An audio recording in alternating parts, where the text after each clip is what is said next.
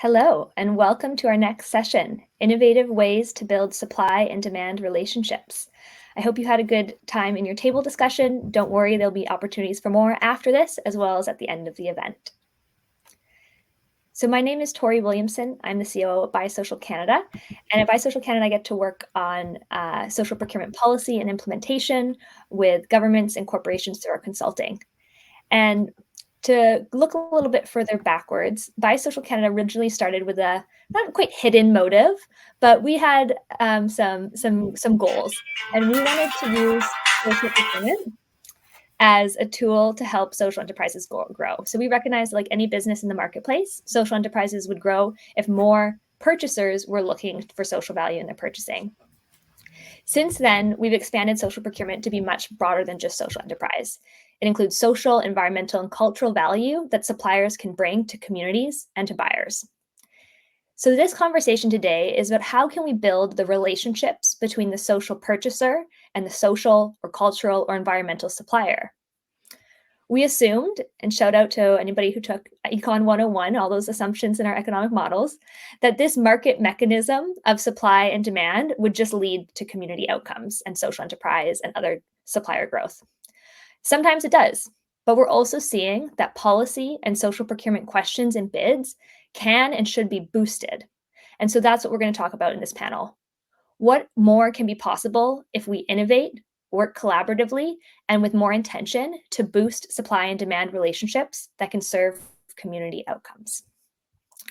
So I'm excited to welcome today a group of fantastic social procurement innovators who are looking at different ways to cultivate supply and demand relationships. I'd like to welcome Corinne Evason from the city of Winnipeg, Victoria Armit from Econ Golden Mile Joint Venture, and Alisha Masongsong from the city of Vancouver.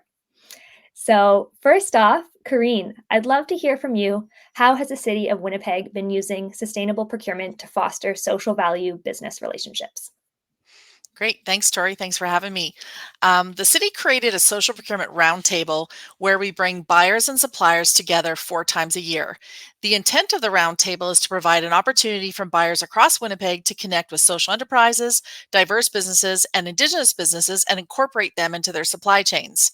This gives businesses who sell to the city the opportunity to connect with social value suppliers and incorporate social value suppliers into their own supply chains. We had a very successful social procurement roundtable in February, and we're currently planning our second one in June, which is construction based. So that hopefully we're hoping for great success again for our second roundtable. The city also created a social procurement registry, supplier registry, where all city employees can find social enterprises, diverse businesses, and Indigenous businesses. And we've also linked to great different directories like Biosocial Canada for social enterprises and other Indigenous directories that we have here in Manitoba to help our employees find those diverse social enterprise or Indigenous businesses. The city also is currently piloting our new social value menu. We're piloting it in our construction tenders this season, where we have outcomes around employment of equity groups, Indigenous and Indigenous rights holders, skills and training, and supplier diversity, and also to include to increase supplier diversity in the supply chain. So to date, we have 18 construction tenders, and that include this type of language. As these documents are posted to the market, we let our Sustainable Procurement Advisory Table know, and they can share it with their network. So we're kind of trying to be way more transparent, like, hey, the city's doing this, it's in our tenders, and hey, we're going to also advertise to our construction associations, our Indigenous chambers of commerce, our community groups, our social enterprises. We're saying, here is our, here's the actual projects these clauses are in, and these are the contractors that are actually being awarded the work, and you could maybe go and approach them to get into their supply chain. So we're trying to be very transparent, and as they've come up, I've been emailing and letting them know which documents they're in, and as they've been awarded, we've been letting them know who it's awarded to and who they should talk to. So we're hoping for great success with being as transparent. And so far, like I said, I think we've got 18 projects this summer, and we're hoping to continue piloting until the end of October. So wish us luck. Oh, good luck. I don't know if you'll need it. I think you're really like attacking this and thinking about so many different angles. You know, the city of Winnipeg has a vast action plan that Bisocial Canada has been lucky enough to help support. And I think it looks at so many different ways. And I love that you talked about, you know, there's the incentive and the motivation for businesses to be engaging in social procurement with your clauses, but you're also making more awareness as to which projects these are happening on. And then you're creating that space and opportunity through the roundtable for businesses to come together and to make those relationships and connections between the social value suppliers and the prime contractors so that they can be a part of those bid submissions. So wonderful, Corinne. I don't think it's a surprise that the City of Winnipeg is winning Social Procurement Champion Award later today. So hats off to you for your amazing work. Awesome. So next we're going to hear from Victoria. Can you please share how the innovative model of Acon Golden Mile came to be, or what the model is and how the business came to be? Yeah, absolutely. So the Acon Golden Mile joint venture is actually a community-owned construction company, and we're specializing at this point in utility infrastructure construction services. So hydrovac excavation, hard surface restoration, fiber optic installation, as well as traffic control services are where we're focused at this point. And AGM, or Acon Golden Mile, it was established as one of the pilot projects of the United Way's Inclusive Local Economic Opportunity Initiative in Toronto. And that focuses on Toronto's greater Golden Mile area. And when AGM was established, there were really three objectives. So the first was to hire and train employees from the greater Golden Mile. If you're familiar with that area of Toronto, it's an area that's really surrounded by 5 neighborhood improvement areas that the city has designated. Local residents are really representing a range of marginalized identities. Over half of the population has been born outside of Canada. 76% of residents are racialized. So there was really a desire to use AGM as a vehicle to circumvent some of the barriers that residents of this neighborhood are experiencing when it comes to getting into the labor force and specifically the construction industry. A second objective was to generate community wealth. So the purpose of the ILIO initiative that I had mentioned, which is the United Way project, is really to bring together private, public, and community level sectors to find ways of reducing gaps in economic prosperity at the neighborhood level. And Acon is one of the corporate partners that were involved in that program. And so when AGM was started to, or when the conversation started around on how to engage local job seekers, AGM was established as a joint venture between Acon and the organization that I represent, which is the Center for Inclusive Economic Opportunity. And CIEO has a 51% stake in the joint venture, as well as a mandate to redistribute 51% of the profit that AGM generates back to the local community. And the third objective was really for AGM to become a first choice employer and contractor for redevelopment that is happening in that greater Golden Mile area. It's going to be redeveloped over the next, in the coming decades with 75 towers that will include more than 30,000 residential units and thousands of square feet of retail and office space. And so this was one of the reasons that the ILIO initiative focused on that neighborhood to begin with. And so the vision was and is that AGM will be allowing the local employees to actually be working on projects in their neighborhood as well. I guess as far as what the model looks like in practice, so Acon provides really the operational support and a lot of the on-the-job training. They're kind of the operational managers at this stage. CIEO, so the nonprofit community partner, is actually made up of 10 community agencies that are well connected in the neighborhood. So our role is really around engaging residents and ensuring that they have the supports they need to be successful. And just as an example, one of the agency members, the Labor Education Center, for the past couple of years has been leading a Golden Mile trades training program that is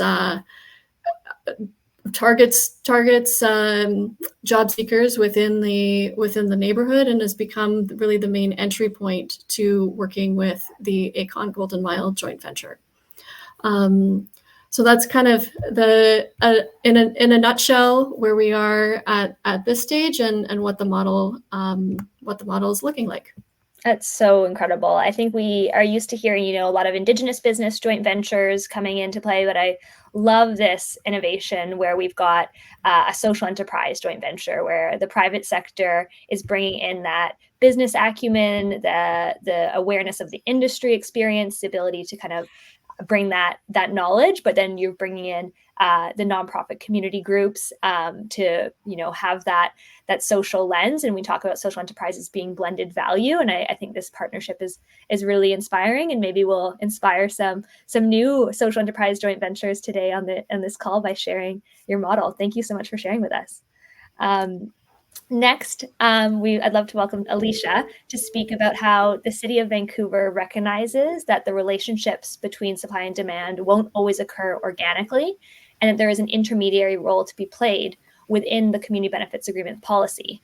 So the CBA policy does require that CBA projects have a third-party monitor. So can you tell us a little bit more about that role? Yeah, sure. Thanks, Tori. So I'll kind of start off with what their roles and responsibilities are, and then go into the real fun stuff about why this is so important. So what we have set out for third-party monitor role is that they are responsible for administering and coordinating the first source hiring program, which is a target within our CBA policy, assisting in the facilitation of community engagement sessions on behalf of developers and the City of Vancouver, supporting social value procurement efforts by identifying potential suppliers and opportunities for joint venture consideration, coordinating workforce planning across the different project teams for them to meet their CBAs with best efforts, monitoring, reporting, and evaluating the community benefit agreement targets, and then recognizing where excellence in best efforts has been achieved through CBA implementation and where innovation has occurred. And so those are the roles that we have set out for the third-party monitor. Definitely, as we've implemented our projects in Vancouver, we've expanded and learned more about what that implementation truly looks like on the ground. But the whole reason why that got embedded into our policy to begin with was actually an idea brought forward by Social Canada, by David LePage, through a community advisory committee process, which was also a process that supported the CBA policy to be brought forward to the City of Vancouver to consider. And the community got to be involved in what does that policy entail and the writing that ultimately passed in 2018. And so it really brings forward the community voice and understanding of that intermediary role to be able to monitor and report and truly build connections in development projects so that these outcomes that we want to achieve through community benefit agreements happen in the best way possible. And so given that, what we learned from Bisocial, from the community in bringing this forward, and what we've seen now being implemented on our current 3 active projects is that it is true this is needed, but the importance of it is that it's about relationship building and trust. And so, the third-party monitors are our key connectors. They're our relationship builders. They're the folks that, these sub-trades that come onto the projects, general contractors, anybody involved in a project, they may not know what a social enterprise is, who are operating the social enterprises in their neighborhood, who are some of the local companies that could provide a material or service that they need that also are owned by an equity denied individual. And so they can help to connect these folks help build the relationships, create the environment for that to happen, like their job fairs and procurement roundtables and different networks that they facilitate. But then through that, trust is built. And the key thing about trust here is, first the suppliers and the folks on the development team get to know, who they are and why it's great to work with these folks and, what they'll bring to the table. But it also takes the city out of this because, as a government, sometimes it's, trust isn't always ever present, and there's many reasons for that. And I think we all know. And so it allows that trust process to happen between the third-party monitor and the development agencies and the social enterprises or the social value groups, so that they can work together to meet these requirements. And then, of course, the other piece is the capacity and time for this to truly work. And so, you need somebody who has the time and the capacity to go out there and set the stage and bring together the folks to build those relationships, to build the trust, to see that, this is something that can be achieved. And it's not actually that hard to bring on social suppliers to a construction industry project. Within the development industry, it's not that hard to see how they can scale and grow and meet your need as well. But also that the third-party monitors bring in that capacity of knowledge building. So both, to the construction industry and to the social suppliers and employment agencies that are involved in these projects, being able to share knowledge across the groups, being able to share knowledge to each of their own individual sectors to build up their capacity to grow and meet each other's demands. So yeah, it's an important role, and I don't know what we would do without it. And I think that's really interesting to hear too, because I think, sometimes projects will just have, community benefits in construction and it's kind of a figure it out situation. But I think if there is ability to have that role, that liaison or third-party monitor role that can take ownership and can bring that expertise, it really helps it to be successful. So we've heard some really interesting innovations, and I think the purpose of this kind of session too is to really share and to inspire, but also to share learnings. So based on what each of you have worked on, what is a key learning that each of you would like to share? Corinne, do you want to kick us off? Do you want to go first? Sure. Yeah, I think my key learning is relationship building takes time. You have to be patient, and you have to go to many in-person events. A lot of the Indigenous community, it's way easier to connect with them if at in-person events. Be available for internal and external stakeholders and rights holders to call and ask questions and understand what all these new processes or clauses are, and understand what it means. So be available. Our advisory table has been meeting for over 2 years, and we will continue to meet and share information. It's important to be transparent as possible, so that everyone understands the goals and the outcomes that we're trying to reach.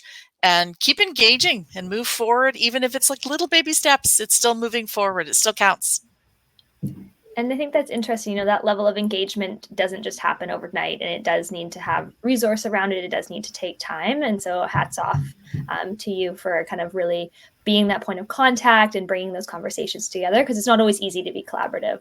Victoria, I don't know if you were going to chime in there. I was really impressed hearing that you have a group of 10 organizations collaborating. I'm sure that there's some learnings that you've had there. Well, yeah, that's perhaps the story that I would share next year at this time. We're actually working with those agencies to figure out, how they can collaboratively,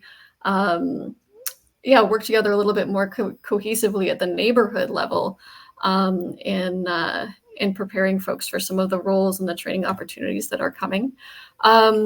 But yeah, what comes to mind with respect to AGM is really around just leaning into the need for contingencies. AGM was actually inspired by ACON Six Nations, which was a previous joint venture that ACON had started with Six Nations of the Grand River Development Corporation. And so I think one of the key differences between that project and this project is, in this case, there's 14 developers. So it's much more complex than when there's kind of a single client that has a long range project that you're partnering with.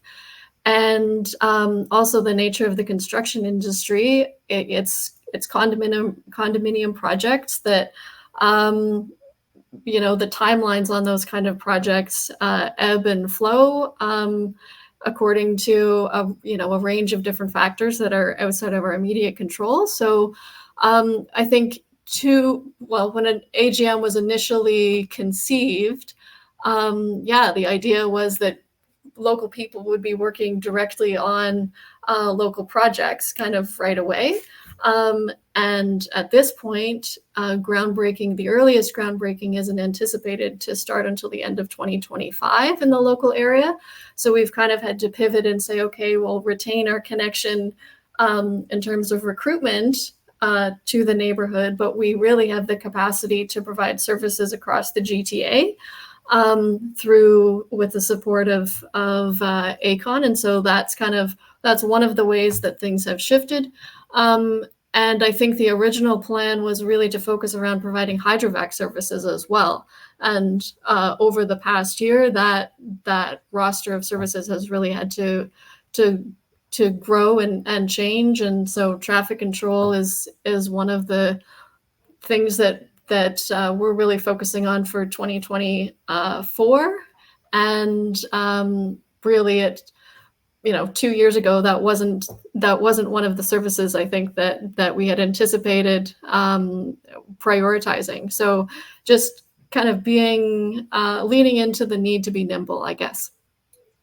That's so impressive to have that ability to be flexible and to adapt and change. Is there anything that's really helped a AGM be successful in that?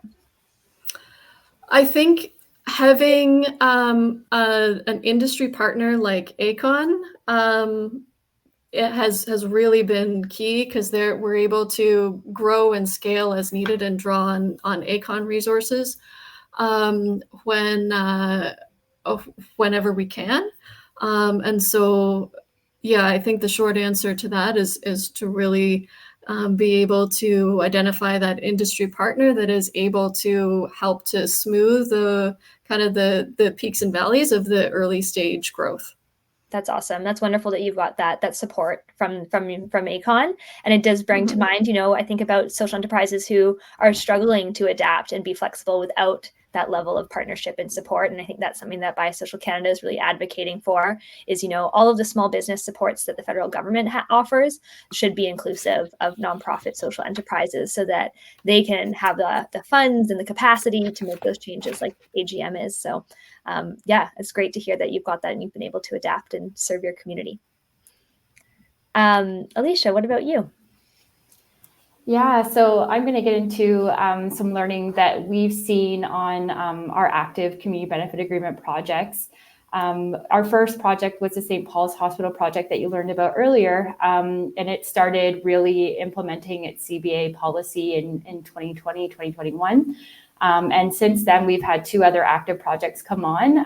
They are 150 West Georgia and the Ashley Marr Co-op and Housing Mixed-Use Buildings.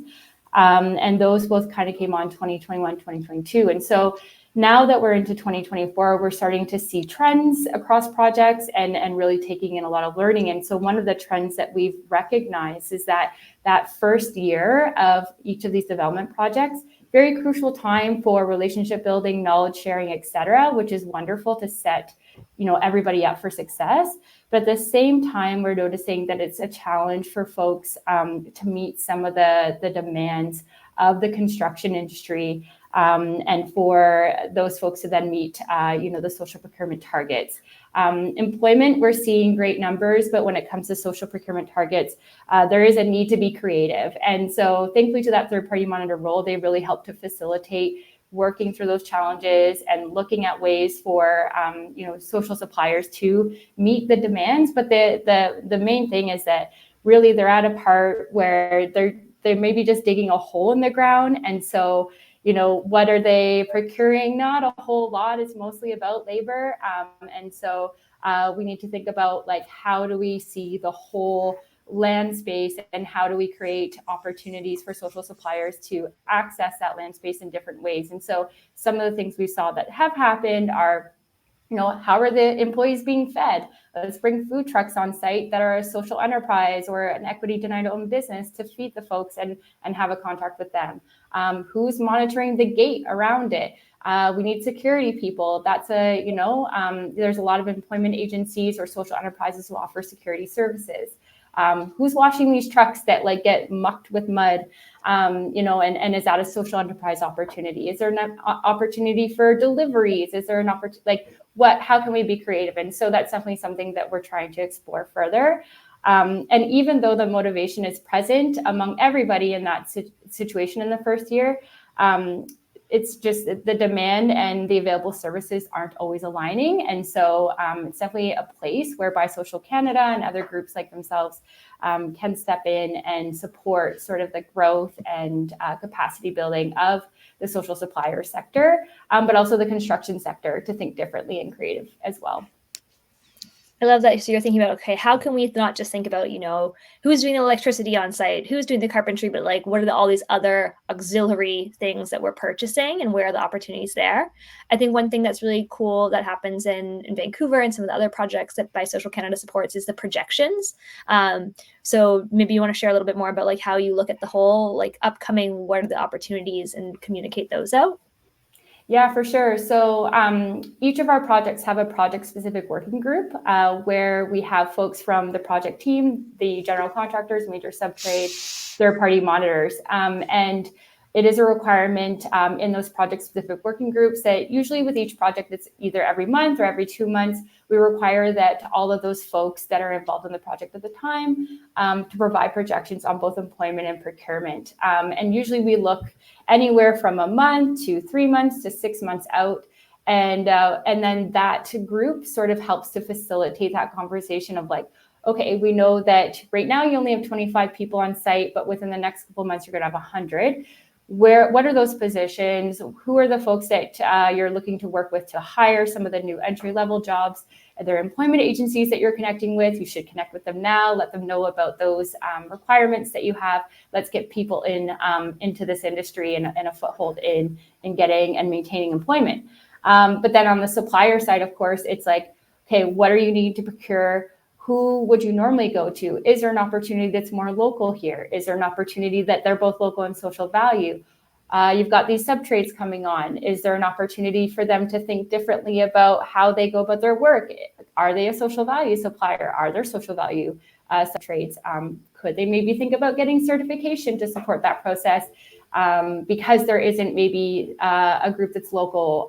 So let's try and meet it at a social level. So it allows those really organic conversations for all of the different parties to come around the table, put their heads together with those numbers in front of us and seeing where, okay, we see a problem here. We're going to have a hard time meeting CBA targets, but usually being able to work through that problem and meet those targets when the time comes. Awesome. I think that's so great because in order for these supply-demand relationships to develop, they take time, as Corinne shared, but you also need to have an eyesight of what are you developing them for? And so being able to share that information is so helpful. So we're coming close to time. I'd love to wrap up with some stories of success from each of you. Victoria, why don't you kick us off? What have you been pleased, impressed, excited, inspired by? Yeah, well, one of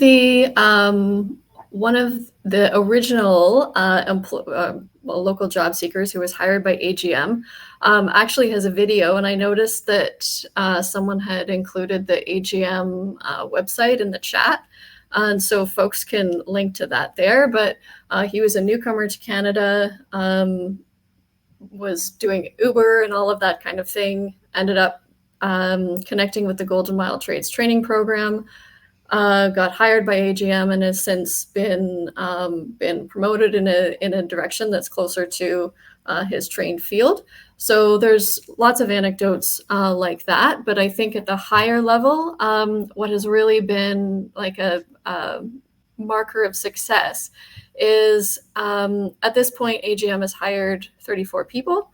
And 28 of those people are graduates from that Golden Mile Trades training program. So that means that nearly all of AGM's workforce are individuals that were previously unemployed, and now they're performing services on huge infrastructure projects for companies like Alisha and like Dream, and contributing to AGM's revenue. In total, we're at about the $3 million mark cumulatively. So I think that's a significant marker of success as well. And we're at a threshold of about $1.5 million in wages paid to AGM employees to date. So I hope to have some stats to share as far as the community reinvestment funds down the road in the future. But I think we're well on our way to reaching that goal as well. Amazing. Congratulations. Thank you so much for sharing. Alisha, over to you. What's a success story you'd like to share? Yeah, so I spoke about the 3 projects we're currently working with right now, and I just wanted to kind of share some of the accumulated numbers that we've been able to pull together from fall of 2023 on those projects in meeting our community benefit agreement targets. And so in all 3 of them, they're all surpassing the 10% minimum thresholds, which are 10% inclusive employment hiring, 10% local procurement, and 10% social procurement. And so a lot of the forms of local hiring are coming from within Vancouver City Core, which is an area of neighborhoods that have been identified as having highest percentages of folks with low income or poverty. And so we've been seeing that 17% of folks being hired are coming from City Core, and that 10% of folks are coming across Metro Vancouver across these 3 projects. When it comes to local procurement, again, exceeding that 10% target and seeing an average of projects achieving 24% of the value of procurement coming from local businesses, which amounts to about $153,241,000, which is a lot of money. And that's what we're seeing is that that's being spread across 240 local businesses within Vancouver. And then for the social procurement one, the one that we all want to hear about, again, exceeding that 10% target and achieving an average of 13% of the value of procurement is coming from social value businesses. And this is amounting to around $83 million and $607,000 going to social value and diverse owned businesses across all 3 projects. And that's looking like 31 social value suppliers being engaged in these targets. So that alone speaks to, why CBAs are important and the success that it's having in just 3 projects. And we know that we have about 21 projects coming online over the next 5 years. So just imagine the impacts that's going to have and the ripple effect that will happen in our economy in Vancouver. But beyond that, another success story that I do want to share is that I'm also noticing, and our team is noticing, a shift in the construction industry overall. What we're seeing is that the CBAs, even though required, also become, an inspiration and motivation for folks to work differently, to change their culture and making it a more safe place for all to work. And we're seeing folks start to look to third-party certification, becoming a living wage employer. And it's not just anybody, but specifically major subtrades who might not have had these certifications before.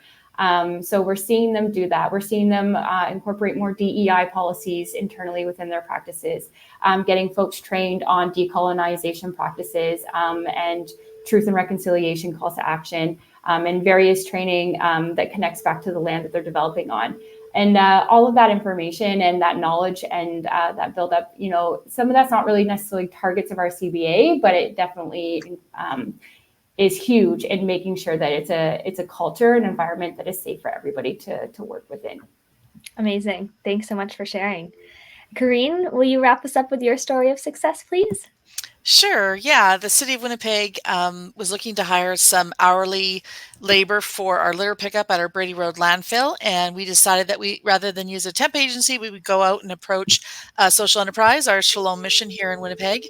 And it was, by doing that, it's supporting our poverty reduction goals and our sustainable procurement action plan goals.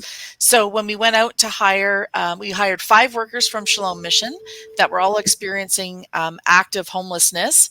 And by the end of that project, the majority of them had found stable housing situations. So that was a very positive impact in a very short time. And that positive impact kind of steamrolled. So our Water and Waste Department did that. And then now our Public Works Department is looking into doing the same thing. So even if it's a smaller contract, it's not millions of dollars, but it's each little success builds on the next one. So absolutely. And kudos to you for the, taking that step of doing the small direct award contract in partnership with a social enterprise. I think we heard that, I've heard from others that these things feel slow, they take time. And I think being willing to work collaboratively like that and find those opportunities can really help grow successes.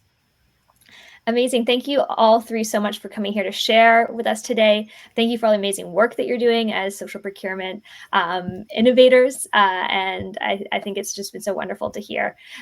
So for everybody else, we're going to be going into our tables for the next 10 to 9 minutes before coming back for the final session of the day, which will be to celebrate the Social Procurement Champion Award winners. Emma's put some wonderful questions in the chat for you to consider. And yeah, let's go debrief with each other. Thank you all so much for coming to speak today. thank you. Yep. Thanks.